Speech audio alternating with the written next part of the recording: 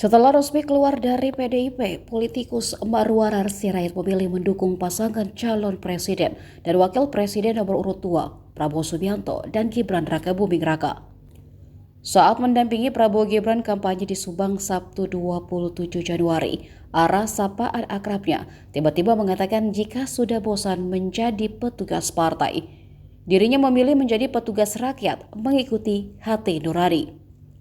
Istilah petugas partai sebelumnya diucapkan Ketua Umum PDIP Megawati Soekarnoputri kepada Presiden Jokowi. Inilah yang kemudian ditengarai menjadi penyebab Jokowi membangkang pada Megawati.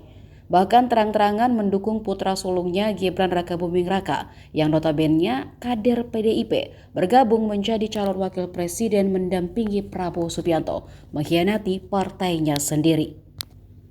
Marwarar juga menceritakan alasannya memilih Prabowo karena hati nurani, bukan diminta Jokowi. Dia mengaku tak ingin menjadi petugas partai. Marwarar menargetkan Prabowo Gibran menang di basis PDIP di Kabupaten Subang, Jawa Barat. Target itu disampaikan Ara saat kampanye bersama Prabowo di lapangan Desa Rawalele, Kabupaten Subang. Download Tribun X sekarang, menghadirkan lokal menjadi Indonesia.